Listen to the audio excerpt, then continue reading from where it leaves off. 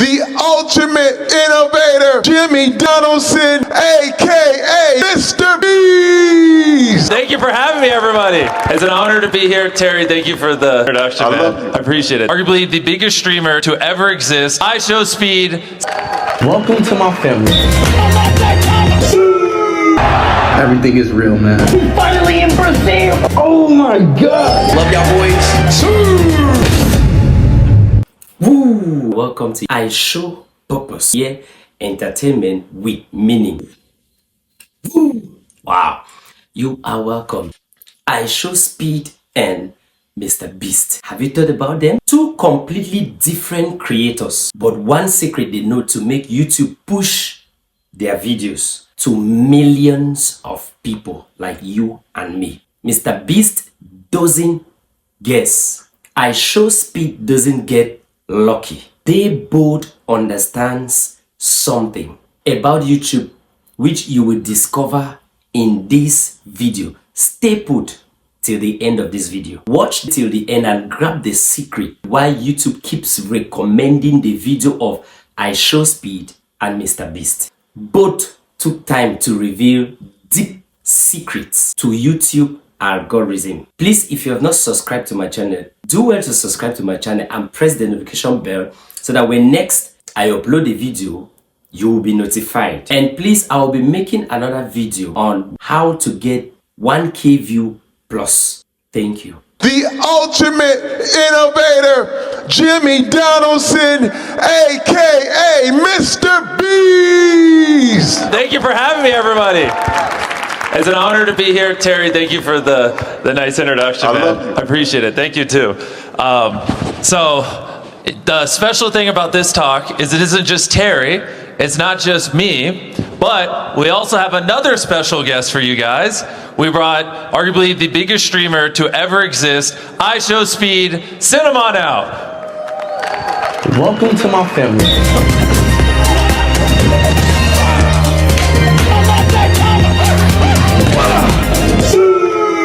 How's it going, everybody? Mr. Ronaldo, what? Mr. Ronaldo, what?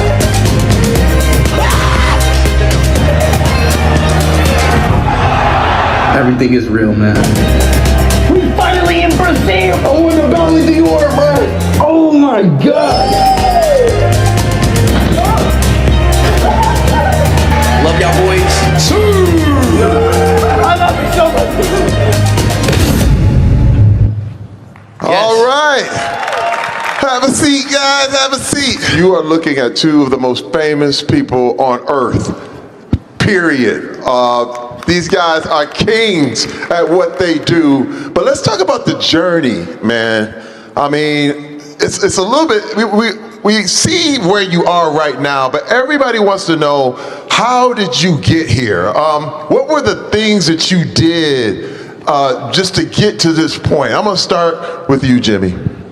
Yeah, well, it's like me asking you guys, how did you get where you are? Summarizing it at a high level, let me think. Basically, you know, I spent my teenage years really obsessing over what is it that makes people want to watch a piece of content? Why do certain pieces of content get hundreds of millions of views? And I just kind of studied virality and obsessed over how do I make a piece of content that people, no matter where they are in the world, they would enjoy it. And that's kind of what, at a high level, I spent a decade of my life doing. And, you know, it kind of started off with me when I was younger. I counted to 100,000. I just sat at a computer, counted for 40 hours straight. And people all around the world were like, what is this idiot doing? And then from there, as I started making money, I started giving it away, doing philanthropic things and doing these bigger and bigger spectacles. And that montage, it showed I buried myself alive for 7 days. So he dug a coffin, put it 10 feet underground, buried me alive for a week. And we just kept doing cooler pieces of content where no matter where you are, if you're, you know, in Asia or America or in the Middle East, you know, someone burying themselves alive or someone ordering some food on a delivery app and then tipping the person $1 million. That's content that you find entertaining. And so just really obsessed over how to make global entertaining spectacles that people would enjoy. And yeah, I've been doing that since I was 11 years old. I'm 17 now, and here we are. And then also Speed, I mean, he has an equally crazy story. I mean, this guy can't go anywhere without a horde of people following him.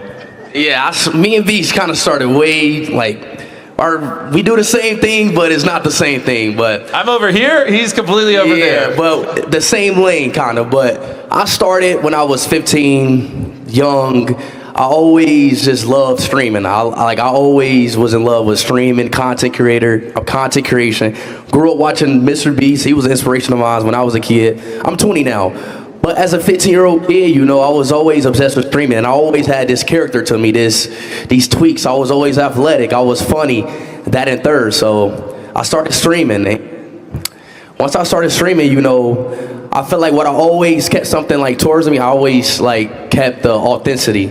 I always put authenticity over virality, because when you stay to yourself and stay grounded to yourself, you can get way more farther, and your mental is way better, you know, once you just stay true to yourself. So at streaming, as I just kept growing, you know, I just stayed true to myself, you know, grew as a person, grew as an individual, and I'm here now, you know. So it's great to be here, talking about here at Joy Forum, you know. Let's go. So it's fun. Well, and he's being very humble. One of the things he also did really well is, obviously football is very global, and you know, he is very attached to it. He's very athletic. He was doing a lot of content where talking about Ronaldo and talking about what was updated in this football world. Yeah, and so he I don't know whether he did it intentionally or not. It was very genius. Basically rode the biggest sport in the world while being very charismatic, very much himself, and that gave him a lot of global appeal, because basically everyone knows and watches football. And since he became kind of synonymous with that, especially in the social media world, it just took him to crazy heights. I want to ask you guys, did you ever think it would be this big? I mean, you both started very, very young, but did you have this global mindset when you started out, or were you just, you know, did it sneak up on you? You know what I mean? Yeah. Go ahead, Speed. You want me to kick this off? Yeah, go for it. Well, me, heck no. I mean, I would have never thought I got 50 million subs now. I'm known all over the world. Now, I wouldn't, if you asked me this 5 years ago, even 3 years ago, I'd be like, hell no. So, but I mean, obviously I grow. I'm still growing now, you know. I'm only 20 now, so it's more that I even got to learn from what I know now. But I would have never thought that I even got this far, you know, but things happen. How about you, Jimmy? Yeah, well, that's what's fun is I was in a similar boat as him. I started blowing up in my late teenage years, and so it's funny seeing him, because he's still 20. I remember back when I was 20 years old, and so I just have more years on the table than he does. But yeah, when I started when I was 11, I was just like, oh, I want to be able to provide for my mom. Like, that would make me elated. Yeah. Now I have like 500 employees, and we're scaling rapidly, and it's definitely crazier than I ever could have imagined. And but the crazy thing is, it's just social media platforms are just growing year over year, and as they get bigger, so do our audiences, because we're the largest creators. And so it's pretty wild. Like, you know, if you think about it, 20 years ago, there wasn't like a TV show that people all across the world watched. There wasn't, like, every country has its own TV networks and stations, and you know, so it wasn't really possible to have, you know, this much reach, where you know, an average one of our videos will get 250, 300 million views. So you grab 33 random people anywhere on the planet, and on average, one of them has seen our newest video, which is kind of crazy when you think about it. But that just wouldn't have existed decades ago, because there was no media and there was no channel where that could happen. And so that's the beauty of social media, is like a website like YouTube, over a third of the world, or around a third of the world. And so if these trends keep continuing and social media platforms keep growing, the largest creators are just able to reach, you know, literal percentage points of humans alive. And it's this is all relatively new things that we're seeing flush out in real time. And so it's pretty crazy. No, I see this time. This is what I love about what you're saying when you're talking about the growth of the social media platforms. You know, I'm a little older than you two. Maybe just a smidge. Just a smidge. I started out in the sports world. I was a football player who didn't start acting until I was 30, and didn't know it was my gift. Didn't know, but it was a different time then. Back then, when the celebrities, Hollywood basically told you who the celebrities were, and you believed them. But what I like now is that the shine is off celebrity, and you get to pick who you want. It's kind of different. Now, you know, someone who's sitting just like you guys were can be bigger than the Hollywood movie stars. It's never really been a time in human history where it's been like that. And that's why I look at this as an opportunity for everybody out there. If you have, but see, you guys had to work, man. Hey, I started with nothing. I started with a PlayStation 4. And I'm pretty sure any kid out there has a PlayStation or any console in their room. So I didn't have nothing. So you can start off from anywhere, seriously. Like, you don't need the best of the best of equipment. I promise you. When it comes to that's real. And my next question, and you brought it up earlier, authenticity. This question is for both of you. How do you guys keep it real when millions of people are watching you? You know, one thing that a lot of people are really scared of is showing themselves in front of the camera. You know, they face ridicule, they face a lot of different things. Talk to me about that process and how you go through it. I can kick it off. Speed is his content revolves around him solely. Mine, I have more people in my videos, so he'll probably, if you're trying to be really, really, one-on-one with your audience, he'll probably have better advice than me. But for the most part with me, agreed, you want to be able to connect, and it's even harder because we have such global audiences and people all around the world care about different things and, grew up differently and things like that. And so, one of the ways that I connect with them is, that's why, it might seem silly why, like I referenced earlier, why I buried myself alive for 7 days, but that video is essentially me in a coffin just communicating with my fan base for, 15, 20 minutes, because the whole video is just me being buried alive. Or I spent 7 days on a deserted island, 7 days in solitary confinement. We do a lot of videos where, we trap me in things that aren't as fun, but it's just basically a video that revolves around me doing something. And so then I can be vulnerable about the experience and I can connect with my audience. And so for us, it's just mixing in content that allows you to do it. And it is very important because that is the appeal of social media. Is it's not, Speed's not playing a scripted character, he's being himself. So people, like I see some little kids over here, they probably watch Speed stream, and so, they know him like they know their friends. They probably arguably know Speed better than they know their friends, just because they've seen him talk more, they've watched him more, and they've heard him speak more, they know more about him. And that's kind of the appeal. If you're not being authentic, people can tell. Like, you can't hide it. Like, he probably has, I'm just making up a number, but over 10,000 hours of him talking on the internet. Like, if he was trying to be someone he's not, people would have noticed, they would have seen a bunch of inconsistencies, and then it just destroys the allure of it. Yeah, I mean, like, the thing with me, I'm 24/7 talking with my fans. I'm a streamer, so I got the chat literally attached to my pan, looking at chat 24/7, talking to them. I see my fans as my friends, so it's like basically talking to your friends. You just gain a connection with them because I'm just with them every day, 24/7, talking to them, and things happen during the stream, and you grow. It's like you growing with your friends, So that's why with me it's super different, because I'm just always talking to them. I'm always on the camera. Hours, like I was live for 35 days just recently, 800 hours straight. Wow. So yeah, he did a live stream where he went to every state in America, didn't stop streaming for 35 days. He streamed when he was sleeping, everything for 35 days straight.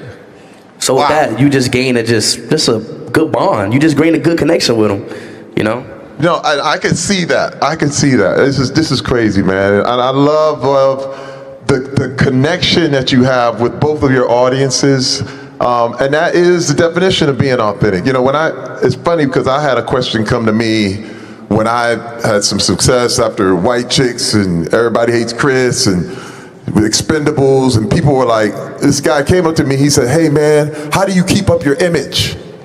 And I said, "You don't have one. You just be you. And that's the easiest way to be."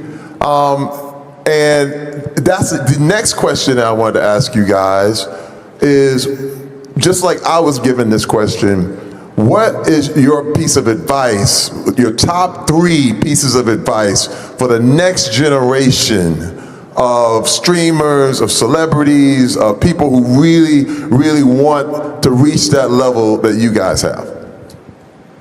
3 things.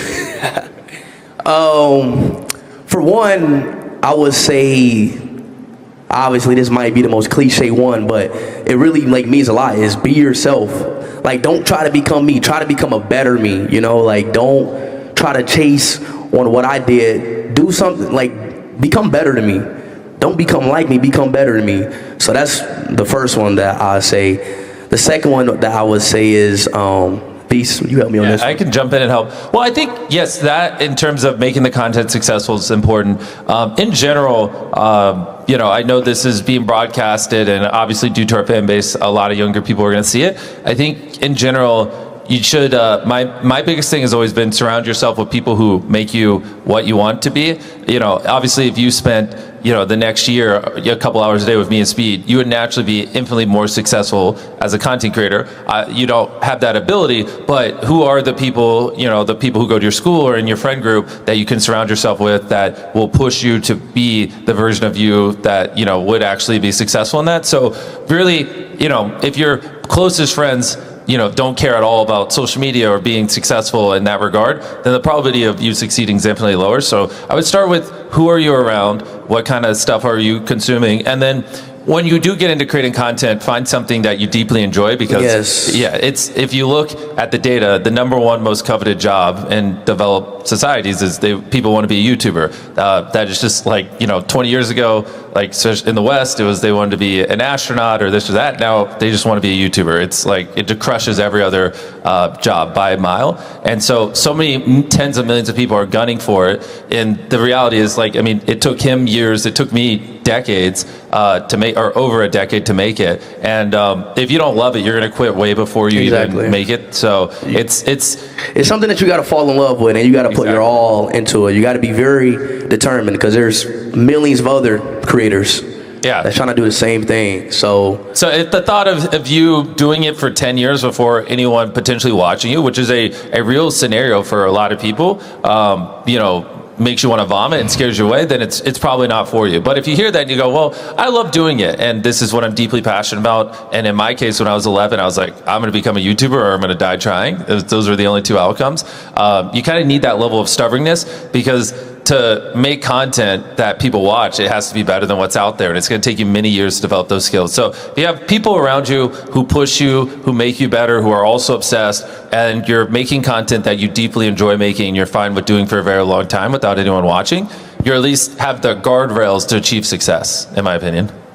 Wow, this is good. Was that two? Or we got one more left? His third one, we'll make his the third one. We got one more piece of advice left. All right, yeah, let's get one more out of Speed. Okay, one more I would say is, you kind of just pushed all the buttons. It's good.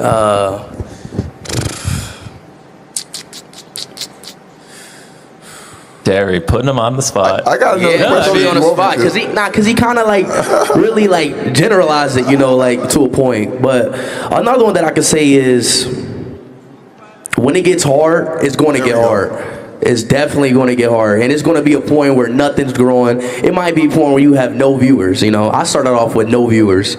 So when you get to that point, that wall, like that wall breaker, it happens to everybody, every creator out there who wants to do this. You know, you just got to push through that, try something new, and keep going. You know, you got to find a new lane. So I started off with 0 viewers, 1 viewer, but I kept going. So, you know, to allude to the point that you just brought up about it being hard, one thing, I'm going to ask this question because it's not on the list, but, you know, the thing about social media is that it can be unforgiving. And what I mean is the comments. Everybody, you know, you see the comments, you hear the comments. How have you guys dealt with really, you know, bad treatment or comments or, you know, things that can really affect your mental health? This is one thing that I want to bring up, especially with young streamers and different things. How have you guys dealt with naysayers or what you call haters? I mean, it got to me to a point early in my career. I wasn't used to it, you know, but at the end of the day, you're on the internet, and people are going to say whatever they want about you. People are going to say whatever. They can say whatever about you because you put yourself on the internet. You put yourself in them shoes. But as growing on the internet and streaming for like the past 5 years, I gotten better at it. But I just tuned to like realize that people are gonna like whatever. Like you can do the best thing in the world, and somebody will still nitpick or say anything bad about that. So what I just started to realize is just, you know, you just got to keep going. You know, you can't listen to it. You know, it don't. MrBeast. Yeah, no, I mean, I'll echo on what he's saying and do a +1. And the way I like to view it is exactly what he said. You know, at the scale our audiences is, someone's always going to have an issue with what you're doing. And so it's more a percentage game, right? Like if he does a live stream, 5 million people watch it, you know, if there's only 100 negative comments and there's 10,000 positive ones, then, you know, you did something right. Like very few things in the world can you get 99% of people to agree on. And so it's just looking, because that's where a lot of people run into issues is they'll, read 20, 30 comments, they'll see 2 or 3 negative ones, and then we'll zoom out and look at the macro and realize it's just a very small percentage. And so if, you know, best case scenario, which is easier said than done, and even I relapse, is just to not, you know, get emotional when reading it and just look at comments as objective feedback. And, you know, if majority of them are like, this is awesome, then you're good. If, you know, 10, 20% roughly are saying something like, oh, I didn't like this, or I didn't think this was creative enough, you know, ideally you can just turn off your emotion and just internalize it and be like, okay, like why do the fans feel that way, and then apply it. Easier said than done, but that mental toughness I think helps a lot, and just you know, making sure you're in the right frame of mind when you're scrolling it, and make it a little more objective and less emotional, if that makes sense. That is perfect, and I want to add something to that. Both of those answers were perfect. Do well to subscribe to my channel and press the notification bell so that when next I upload a video, you will be notified. But then, wait, actually, on that, can you still do the peck thing from the Old Spice commercial? That's how I opened the show. I gotta learn that one. Wait, how many? You gotta teach me that. I know, I will. How many? Put your hands together and just squeeze them together like this. Look at that, it's moving. They're moving. Just squeeze your hands together. There. This is the riveting stuff they came here for. The tutorial. But no, I'm gonna tell you what happened. When I responded to this guy who said you stink, and what was happening is I was getting all into him, and it's what you said. It's like you can't put the attention on the negativity. And I got another comment that said, hey Terry, you know, we love you and you never answer us back, but you always answer when people say bad stuff to you. And that really affected me. And I realized that. Yeah. I was like, I'm always, I said, now I have to respond to people who like me and really do what I do for them, you know, and that changed my whole frame of mind. It made my experience on the internet a lot better. So that's just me right there. I have another question for you guys. Man, everything is changing so fast. When we look at the internet, you look at AI, you look at, man, 1 minute, you know, everything's primitive. The next minute, you can shout a prompt into a microphone and the images come out jumping and screaming. How are you ready for the new changes? How are you going to reinvent yourself? Talk to me a little bit about the future of this game. Yeah, I mean, that's a fun one. Obviously, everyone sees it. Things are developing very fast. I think it will, in our cases, I think it'll push people more towards authentic content, because as, I think I saw recently that the amount of AI written articles past the amount of human written articles dropping, and it's growing exponentially. But in the terms of content, as more and more of this stuff that's just trained on models drops, people are going to look more for the authentic stuff. And the beauty of creators like us is we have a long-term brand we built over time where people know that they can trust our videos and they can rely on them, and it's great content. It's just like, you know, when animation came around, it didn't destroy Christopher Nolan films. You know, we still love them. They're still some of the highest grossing movies ever. And so I think it'll be the same case here, and push people for more authentic, real content. Yeah, because people will always want the real stuff over the fake stuff at the end of the day. Yes, and then in terms of tools, though, I think it'll be helpful. Like, you know, it's all across what we do. Even something as little as, you know, when we film with 1,000 contestants in our show Beast Games, which actually we shot some of the episodes here earlier this year. It was a lot of fun. Woo! I show purpose here. Entertainment with meaning. Thank you for watching. Please, if you have not subscribed to my channel, press the subscription button so that whenever I drop a video, you're going to be notified. Thank you.